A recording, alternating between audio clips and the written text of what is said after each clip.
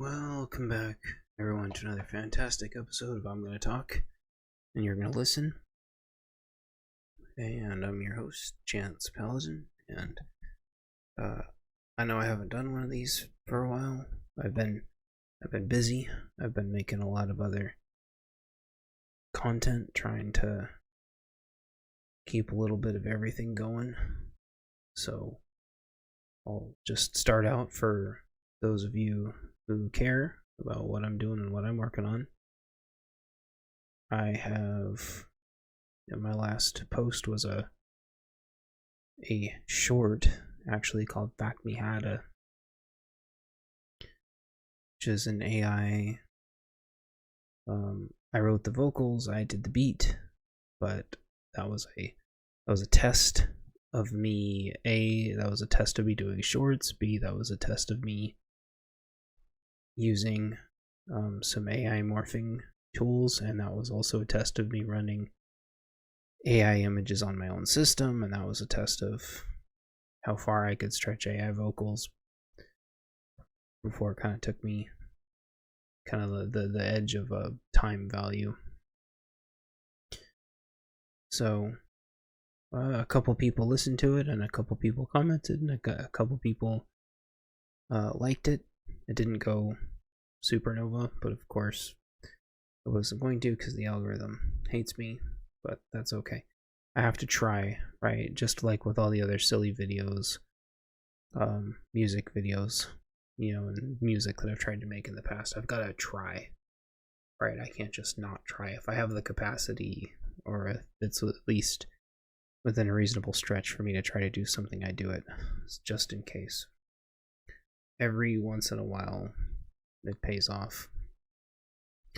So, interspersed between there are my community helping streams. I talked about Sungrand, and I'm trying to get his games going, and Joe X, who essentially had to wipe his channel and got all of his defensive tools confiscated. And then Survival Living, who's basically getting evicted. So, which I've been there, it's horrible. So that's my community stream. I've been doing homestead walkthroughs for my coffee folks. So if you're one of my coffee supporters, I appreciate you. One of many perks on the coffee page is I do walkthroughs of the homestead and let everybody know how it's doing. So several people are coffee supporters, and they all like my walkthroughs of the homestead, so I appreciate you all. You all helped me get to the homestead in the first place. So yeah, it looks like it's been about 15 days since my last bunkercast. So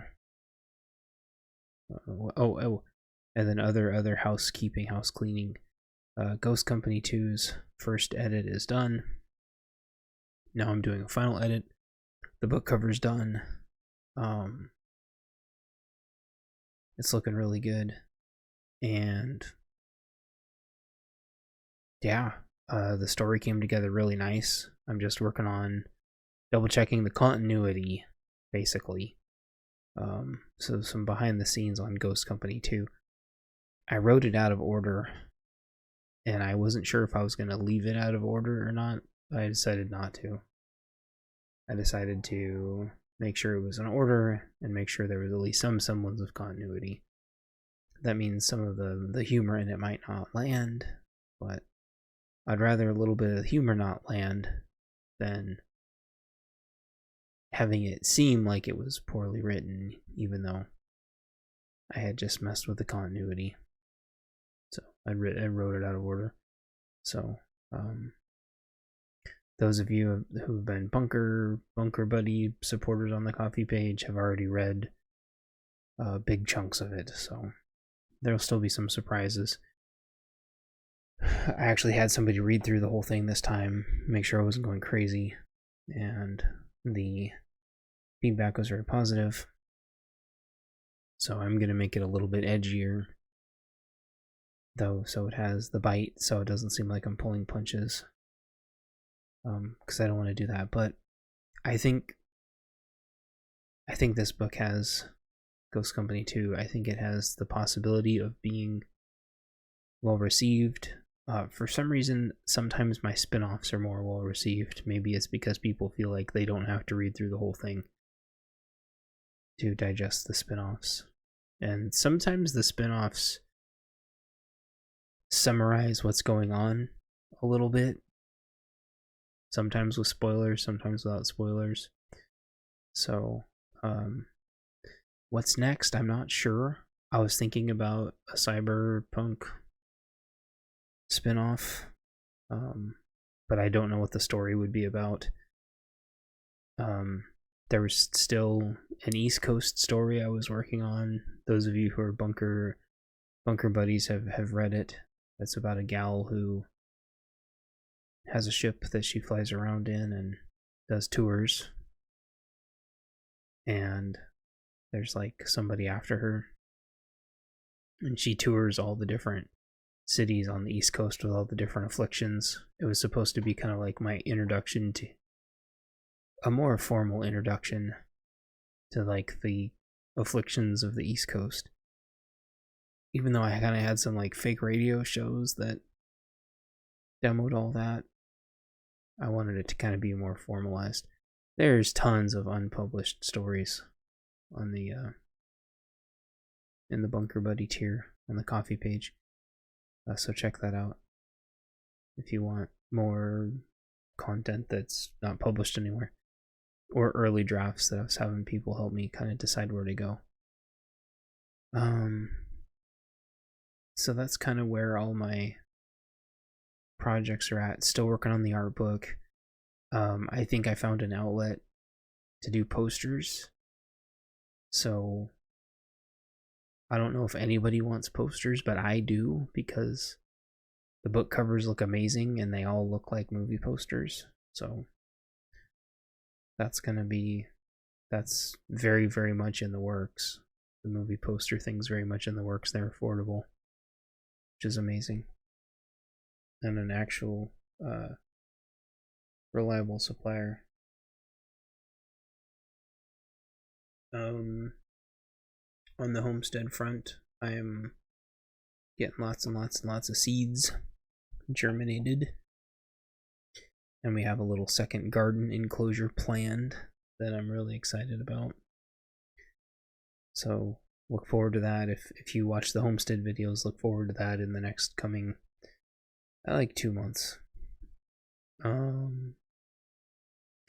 So that's kind of all my projects. So these topics aren't like the most jazzy, exciting topics on the planet, but there's a couple near and dear to my heart. The first one is I've been reading a lot of. I've been trying to engage more with the world again regarding marketing my books and trying to market my brand in general. And it's always so hit and miss, like turning engagement into some kind of, active revenue stream regarding the content you create is incredibly difficult. Every single avenue is gate kept with what I think the industry calls like a moat, where you get so far above and beyond everybody else and put so much capital into it that there's no way anyone can get near you, and then you just sort of allow people to orbit around you and give them breadcrumbs. And that's what big tech has done, and quite frankly that's what a lot of other creators have done. And if you don't believe me, look at the reviews of people's books, and there's people with a handful of reviews like me, and then there's people with book reviews in the thousands. And very similar to book covers, there's people that will decide whether or not to buy your book solely based on how many 5 stars you have. And it's disgusting, and it's next to impossible to be a new author. You're not only competing with all of the other part-time authors that have this as a side gig, all of which who are doing better than me, but you are also competing with all the people who are authors full-time, who significantly more shamelessly market themselves with very gimmicky, borderline misleading marketing psyop stuff. Reading most of these books is not going to change your life. I've been reading like the first couple pages of a lot of books recently. I've started to finally recognize the formula of like why my books aren't doing well commercially, and I see now the formula that this editor that I was trying to work with, why he or she, whoever it was having just a massive fit at reading my books. And I used to just trying to read my story that I worked really hard on, and we weren't fitting together, and now I know why. I used to think, oh, you have to write it like an English literature paper, and that's part of it, but that's not all of it. I realized, because I got all these books on the Big Based book sale. Shout out Big Based book sale. Some of those books are really, really good. I realized though, a lot of these books are I won't say they're commercially successful, but I'll say they're commercially viable. And the reason why is because there's a cookie cutter formula, just like there's for everything else, that I was completely unaware existed. Maybe it's because I only read good books most of the time. I don't read this like cookie cutter stuff. These cookie cutter books, and maybe the authors are good people, maybe they're, writing from the heart. Maybe they're writing things that they believe in, and they're not all bought, paid for, and sold psyop, freaking controlled opposition, like, I don't know. I don't know these people. I haven't talked to most of them. I've talked to a few, though. The few I've talked to are really good and really helpful and really nice. The rest, I don't know what the rest do or where they hang out or anything. But what I do know is all of their books start exactly the same. And so it's what I'm going to call like a commercially viable product. The book opens. It says exactly what the character looks like. And it says exactly the environment that they're in. And describes the whole environment that they're in. And then the story just starts.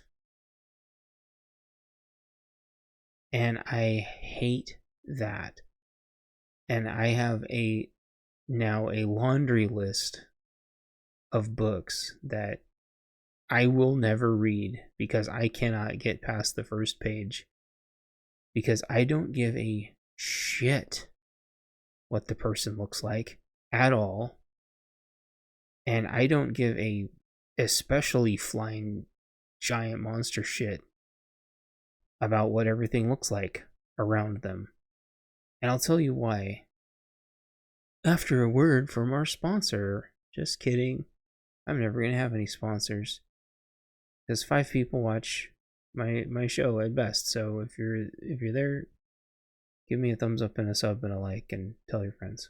Anyway, I don't give a shit what the person looks like. Because they're a character that exists in their own universe, and whatever they're doing, there's a 99% chance that they are not looking at themselves or thinking about the way they look for that to fucking be necessary in the story at all. And it's the same thing with their environment. So immediately, I'm like, oh, this is all just bullshit written for some kind of reader that cares about these things. It's not written because the character cares. It's not written because the story needs it. It's all there to assuage a certain niche of reader that gives a shit about that stuff. And I don't. Why? Because it does not matter to the story. It's something that matters to a certain kind of reader. It is the kind of OCD jack-off bullshit that rips me out of a story. Just like when I watch a movie and immediately recognize the actor. Like, oh, it's Brad Pitt again and Matt Damon, and they're in a different movie doing a different thing now. Oh, what's Matt Damon gonna do this time?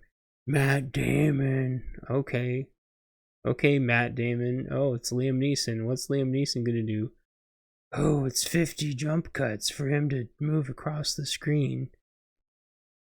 It just rips me out. And I know that I'm in the minority. I know my books are never going to make it. That's not going to stop me from trying. But I do not enjoy these books. They are written for people who need to have everything spelled out for them. And I realize that's why my books aren't commercially viable. And I know that I'm really stubborn, and I know that my stubbornness is what's going to stop me from being commercially viable. Because I refuse to have my opening paragraph be, the sun is shining and the birds are chirping and the sun is cresting the top of the mountain where the snow is at a brisk 34. No, nobody cares. The person in the story doesn't care. I don't care. Nobody cares. Except for some readers who, for some reason, need to all that bullshit to get immersed. Okay? Get over it. Get over it. That is not how reality works. I do not wake up and go, like, if I am not experiencing the fact that the sun is coming up over the mountain, and if I don't hear any birds chirping, and if a fucking butterfly farts in the forest somewhere, like, it doesn't matter. It doesn't matter to the story. Like, what is it? Like 99.9% of shit goes on around us that our body just filters out. It doesn't all need to be in the fucking story. But it is. And these are the same jack-off idiots who complain about filler in stories that don't provide any value to get from point A to point B. These are the same raging, elitist, narcissistic hypocrites that sit there and gatekeep the entire fucking book community. And it's irritating as shit. And Twitter is full of these narcissistic authors that are just so pretentious, sitting there on their high horses going, I just don't like it when there is menial conversation going on in a story that isn't germane to the plot progressing. And then they'll be like, but off in the distance the sun was shining and the birds were chirping and a snail rolled up into a ball like Sonic the Hedgehog. And shut up. Shut up. All they fucking do is gatekeep. And they've already made it. They've got their little formula and they don't care. They're completely shameless. Here's another thing.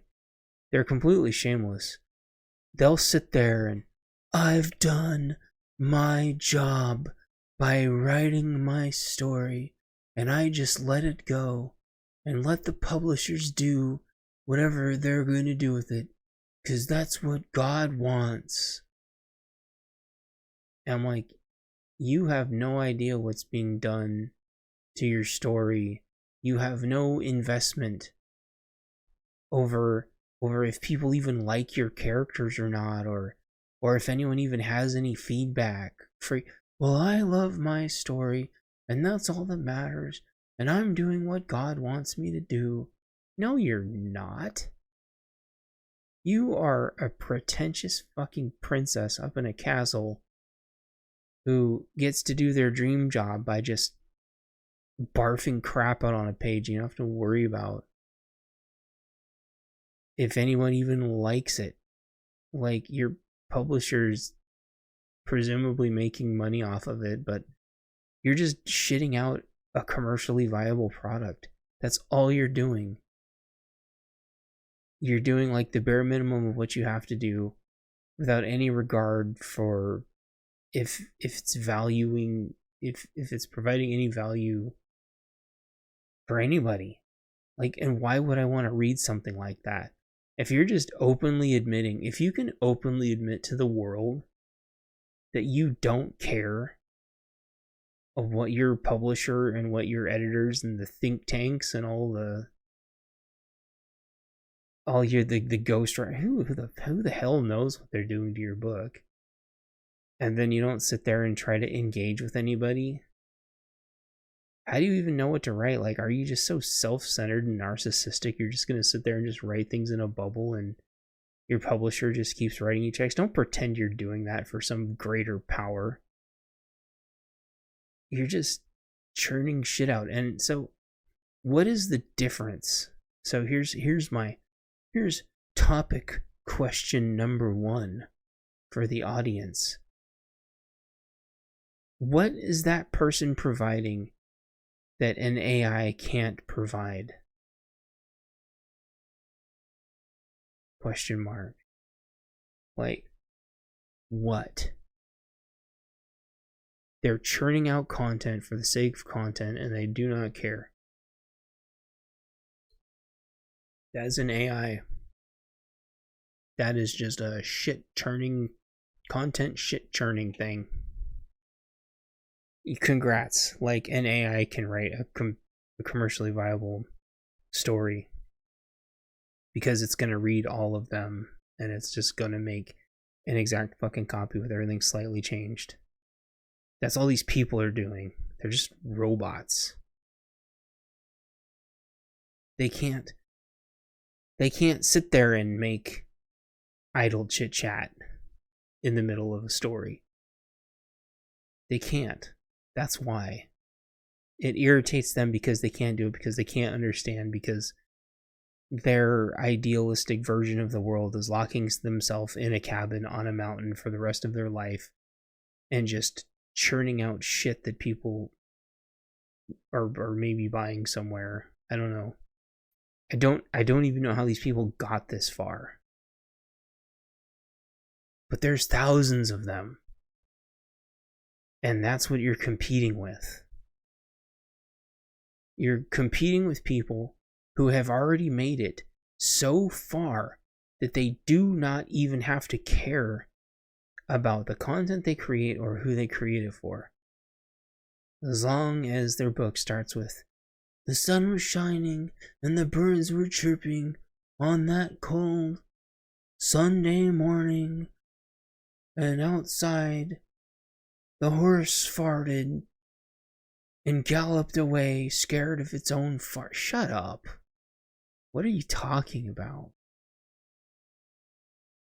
I don't care about their wavy black hair and their rippling muscles. If the character doesn't care about that, it doesn't matter. If someone's not walking by thinking that, and that somehow has to do with something, if they're not trying to pick up a big heavy log and then their muscles are rippling, it doesn't matter. So, my books aren't commercially viable. Mistake number 1. Mistake number 2, my books are in first person, at least the first couple are in first person. Nobody ever bothered to ask why or try to give them, the snowball's chance in hell of Maybe there's a reason why these first couple books are in first person.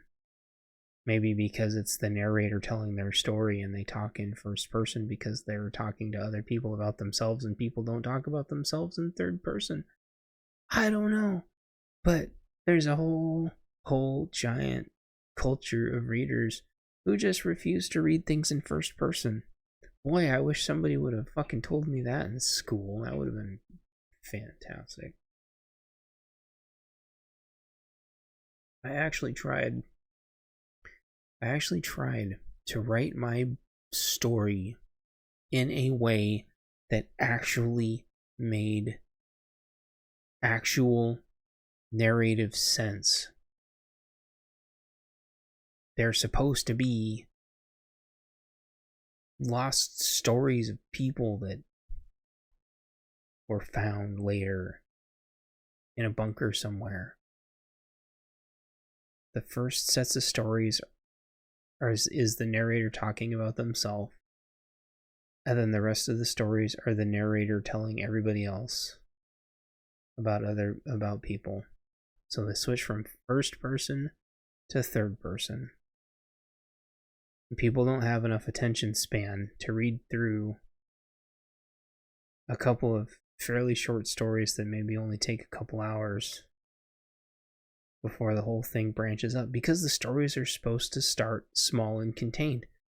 When I asked people, they want stories that start small and contained. There are tons of movies that start out with first person narration. Tons of movies. That was like a big thing in the 80s and maybe early 90s for movies to start out with the main character narrating in first person. That was the whole joke with Deadpool. Like, this is all supposed to be about my generation and my culture. It's not supposed to be about mass producing a commercially viable product. It was trying to save some semblance of who we are for the future, because sooner or later the Pacific Northwest there isn't going to be anything left that made this place what it is. And eventually, just through pure diminishing returns, my books, if nobody shares them and nobody reviews them on Amazon, they're just going to be lost to the sands of time. A couple people saved them and put them in bunkers, and I can't express enough how appreciative I am of that. Because these books aren't about me. These books are about all of us. The people that are living through these dark times. Because somebody in the future is going to need to know all of this. If we don't write our own stories, we will cease to exist, which means all the people that we have lost before us will all be forgotten, and then we will all be forgotten. And all that will be left is the trees and plants that we planted until some asshole comes and saws them all down, or dinosaurs come back and eat them or something. I don't know. Like, there will be nothing of our culture left. There may be some kind of civilization after World War IV, but what? Like, a lot of people live in like mobile homes. Like, that shit's not gonna be there. There may be like a piece of little brick of foundation or something until the freeze thaw cycles break it, and that's it. We're done. Like, me dedicating my books to everybody who's gone and trying to make, fictional caricatures of everything that's happened in the last 5, 6, 7 years, and everything that I think's gonna happen in the next 5, 6, 7 years. That's all I've got. You think YouTube is gonna be around forever? Like, you think Twitter's gonna be around forever? Like, That shit could get finger snapped tomorrow. YouTube is hemorrhaging money. Twitch is hemorrhaging money. That's one of the reasons why I don't put tons and tons of work in there. You think Amazon's going to be around forever? Temu is going to wipe Amazon off the map. CCP is putting insane amounts of money in Temu. Temu ads are everywhere. Amazon is going to cease to exist very soon. And my books will be gone because do you think Temu is going to have a printing company? Oh, just find your own printer. Oh man, you have no idea how many times I've heard that. I've tried to get set up with multiple printers. They are, I don't know what they're doing, but they're useless, I'll tell you that.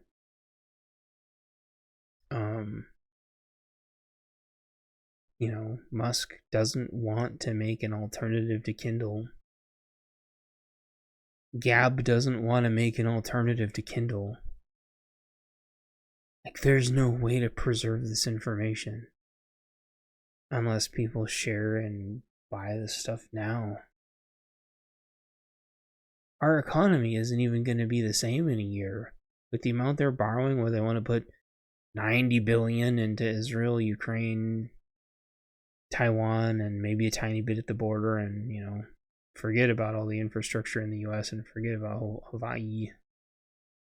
Like, we're not going to exist as a country soon. And I just wanted my side gig to reach some people, help some people, and help me do what I love. Like, I would love for this to be my full-time job. I would love to be reaching more people and doing podcasts and telling everybody, hey, like, you got to get your shit together, and here's why. Instead, people are like, oh, the polar ice caps, oh, the earth is flat, oh, solar, blue, blah, blah, blue. Like, everyone's got, like, their niche, you know? But, like, asteroids aren't going to hit the earth, the sun's not going to blip out of existence. Like, sure, we're closer than ever to World War III and IV. We may even be in the beginnings of it, but people would have, the other countries in the world would still have to be absolutely insane to invade us. Like, we're still way, way too well armed as a country. Something there's still like one more really catastrophic thing that would have to happen before we would be softened up enough, and nobody's turning in their defensive tools. So I mean, we still have time there, but there's going to be an economic crash. There could be, you know, cyber attacks taking down the internet. The illegals coming through could do stuff to the infrastructure.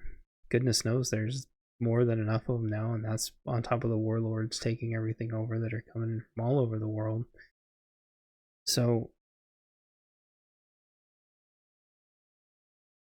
I wanted to warn everybody. I wanted to try to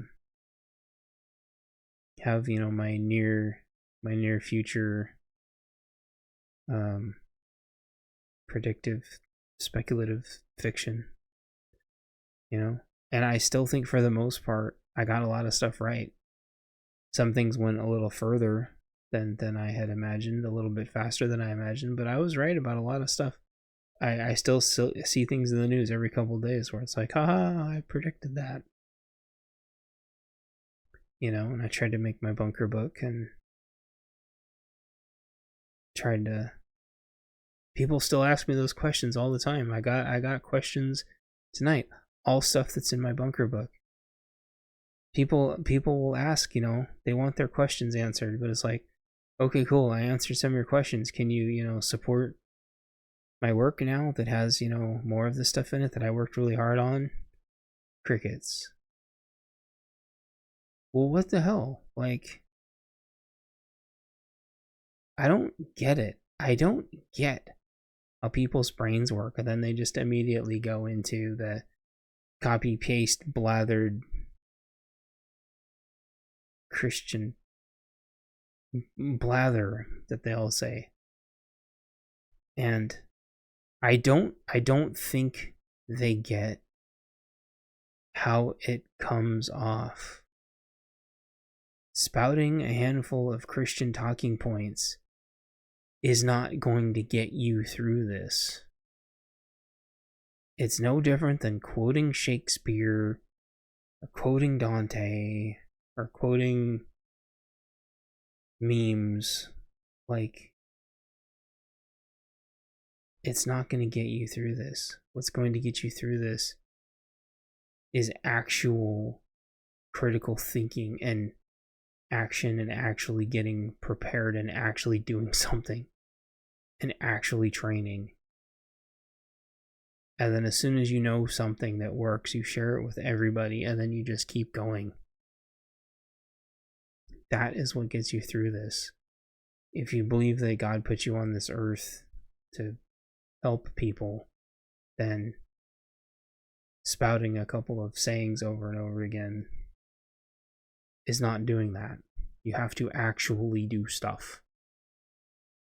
If you have the freedom to choose what to do, sitting there on your hands and spouting your one or two sayings is not really using the absolute insane miracle that you've been given.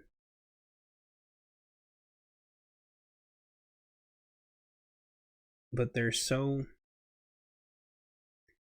in their own universe that they don't get it. The Bible doesn't say, like, salvation is saying a couple of phrases from the Bible all the time. Like, no. Get off your ass and do things. Help people. Wake up. I mean, it can just be so simple. It could just be so simple. Like with me, like when I'm at the store, like help somebody reach something on a higher shelf, or like whatever. Or when you take some stuff, but there's some stuff further back on the shelf that, you know, you're not going to buy it, but you know the next person is going to want to buy it, but they're not going to be able to reach it. Just pulling those things forward. Like, maybe it means growing a little bit more than you could eat, so you could, like, give the rest to somebody else. Like, that's how we all get through this. You know? So, like, one of the things I'm going to try to do when I'm gardening this year, this is the first year that I've fully gardened in 10 years, which is really, really upsetting to think about. It's insane to me that it's been 10 years. And we accidentally flubbed up and put the peppers too close to the cucumbers and tomatoes all together, and that's not how you're supposed to do that. And so we got almost no yield, and there was almost no sun, so the tomatoes didn't ripen. But this year I'm going to be trying to make as big of a garden as we can manage, and I'm going to be trying to make it as nutrient packed as I can, and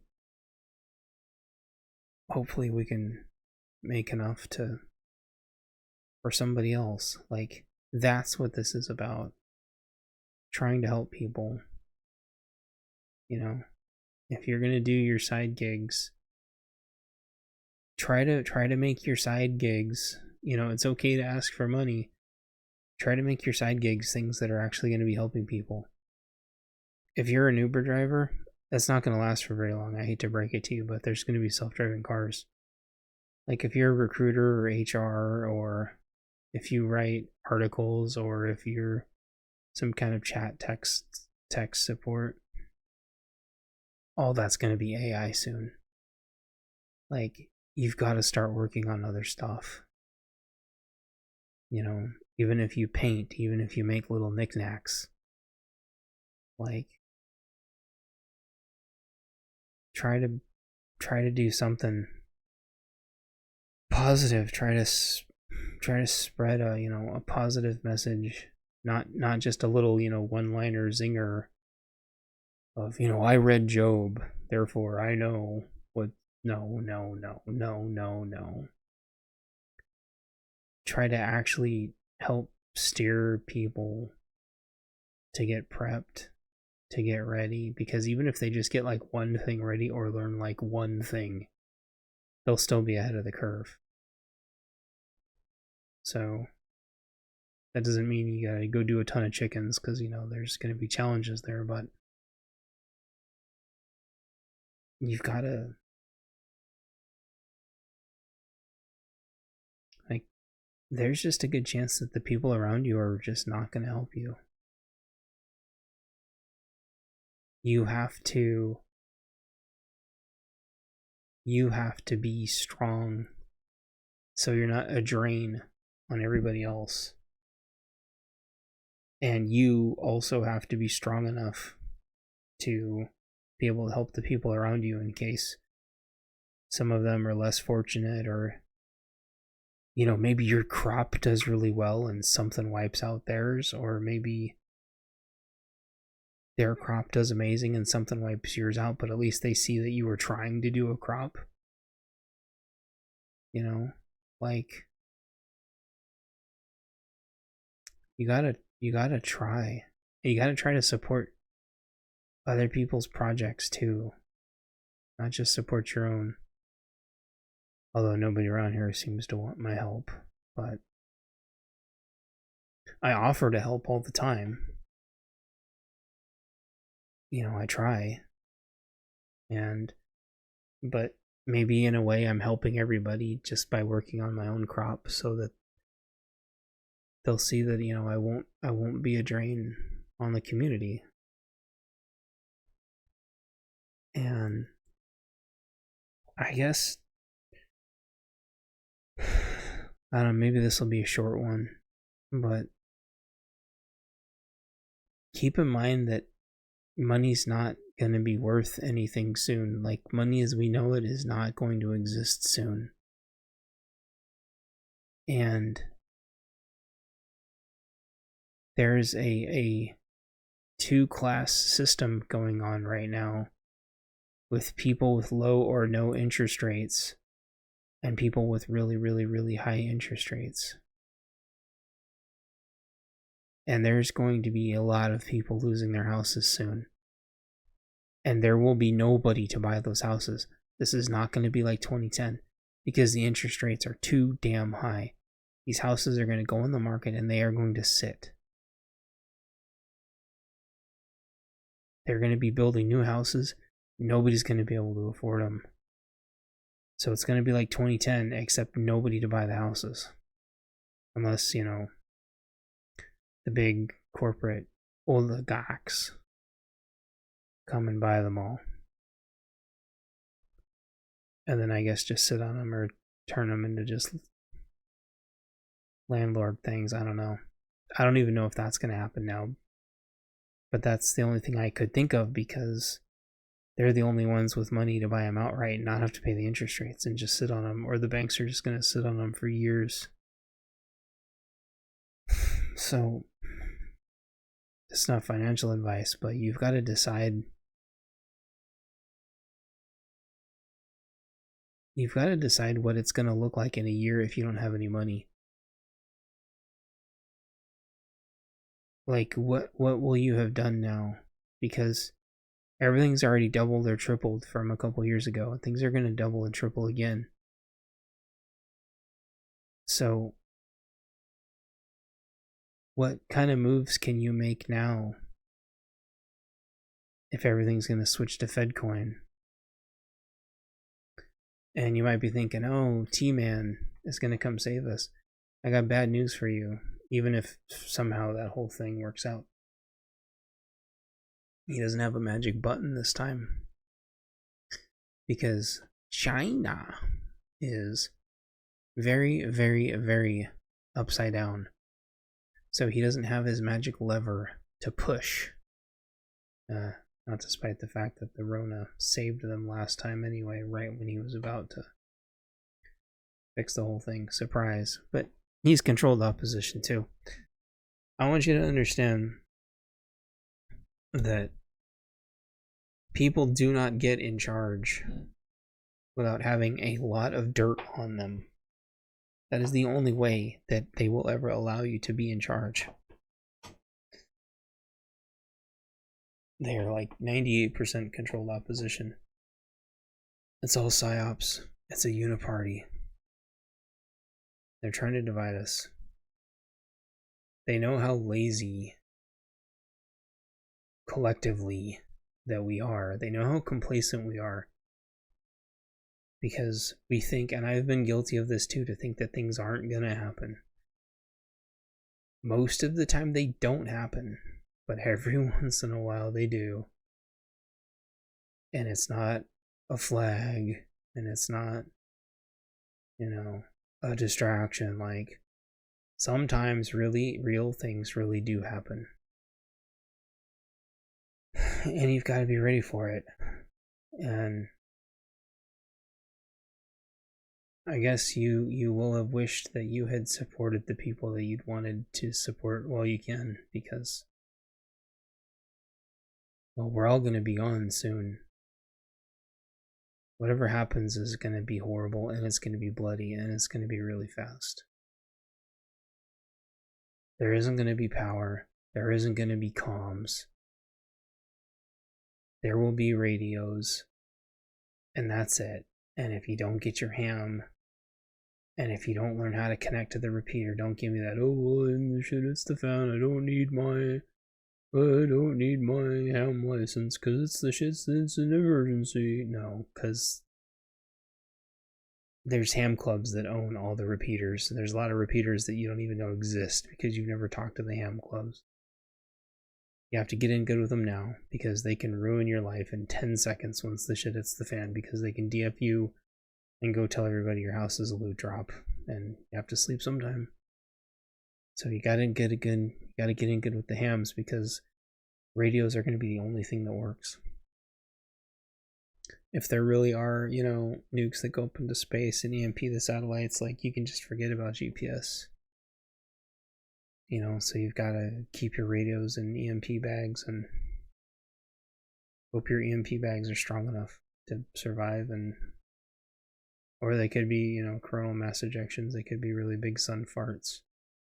I don't know, but one way or the other, I think the grid's going to go down, which means comms are going to go down.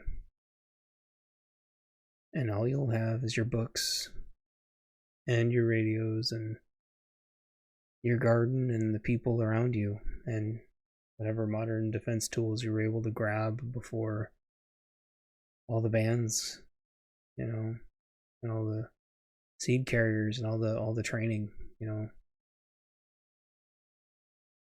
This isn't one just giant hour-long promotion for my books, but like, the point is that I've been talking about this till I've been blue in the face for like 7 years now. I don't even know how long it's been. And I feel like I repeat this stuff to people over and over and over again, because people bring it up over and over and over again, and I repeat it over and over and over again. And I go, it's in my books. Like, could you please just help me out? You're asking me about this stuff. I'm telling you about this stuff. It's in my books. Can you please go check them out? Or can you at least like check one of them out and leave me like one review? Like, the first Kindle's like 99 cents. Like, it would change my life if everyone that had read my first story would have actually reviewed it. Because the amount of people that read it, if they had reviewed it, it would have just by then given my whole entire series enough like self-sustaining traffic from the amount of reviews it has. I've been trying to get the message out. I've been trying to get everybody to prepare. I've been trying to not just get everything blamed on us. Most of the world blames our generation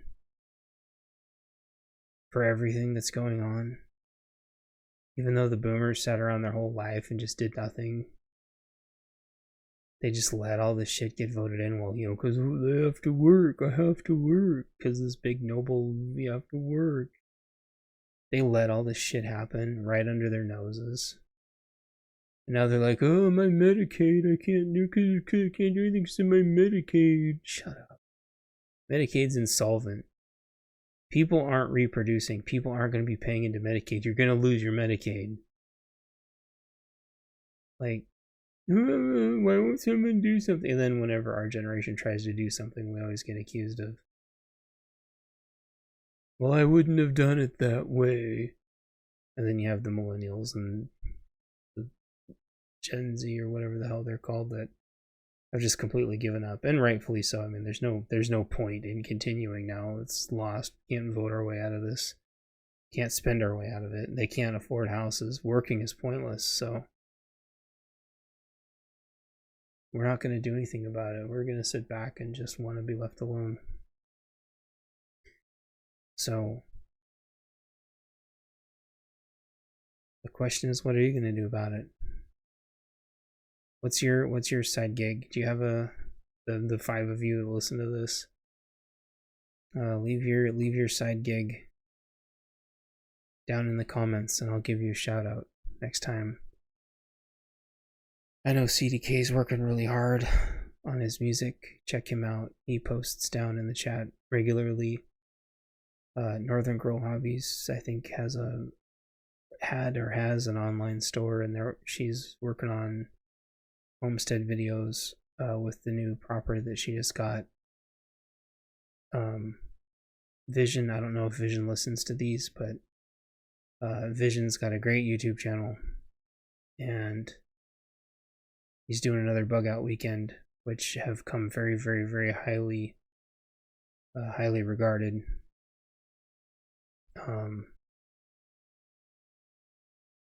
Yeah, just if you have, like, whatever your side gig is, and like, if you're an author and you read this and you somehow managed to stomach this for this entire time, I'll try to review your book. I try to review all the books that I actually read. If I can stomach more than a few pages of your book, I'll read it and review it. Yeah, so I'm gonna keep this short and sweet. I guess I'm just gonna give up on really specifically trying to be positive, and I think I'll end with you guys have no idea how many unrecorded videos, I mean, not unrecorded, unpublished, and now unuploaded videos where I've just gotten like too wound up too many times. Just feel like I'm screaming into the void. And I'm gonna publish this one though, and I think the other thing I'm gonna say is, like, there's a lot of YouTubers out there that are only in it for themselves, and I really started trimming down by a lot how many YouTubers or streamers in general that I'll even waste 10 seconds with, because I think if they're not willing to help the people that are investing time with them, then they're not worth investing time into. There's just way too many YouTubers that once they have their sponsors, they just feel like they don't have to help anybody anymore because they've made it and they've got their moat, and they're just going to keep plugging away. Like, they forget the people that got them there, and they forget that all those people have gigs too. And vision preparedness is the real deal. He basically starts and ends every single one of his streams reminding everybody that there's still a lot of us out there trying to make it.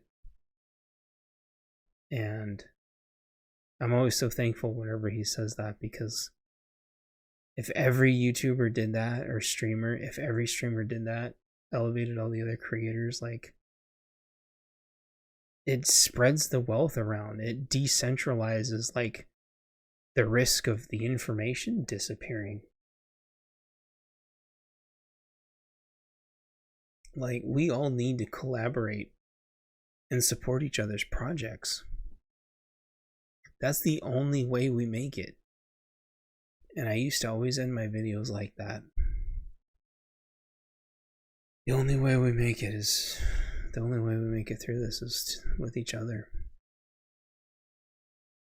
So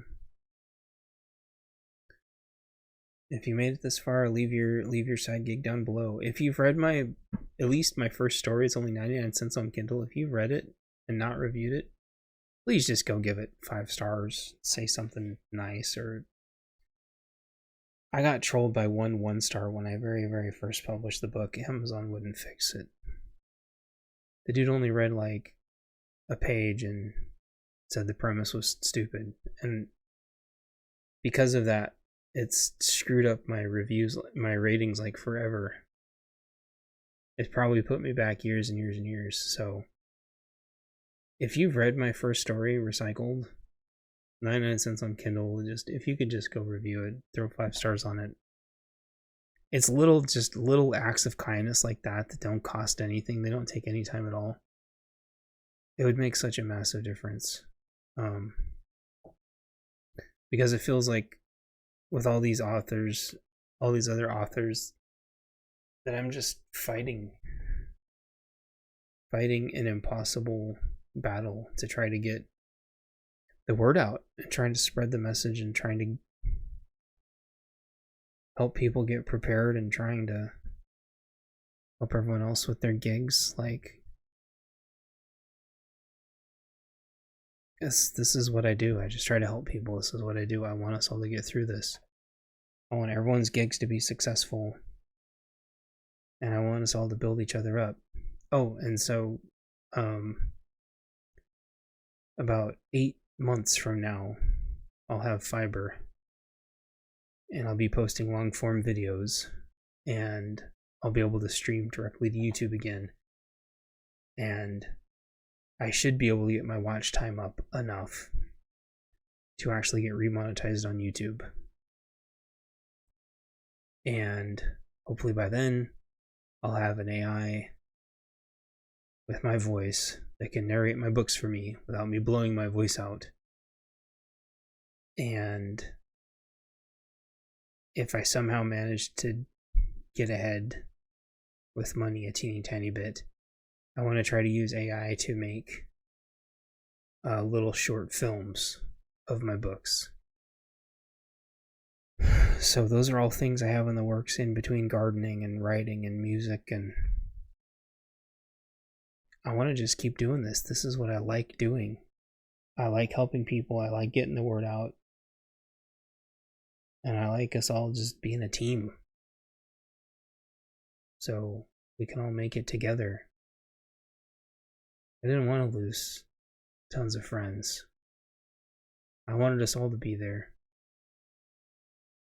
But since I did lose friends, I want to make sure they're not all forgotten. So just hang in there, and I'm going to stop rambling. And I hope this all sort of made sense.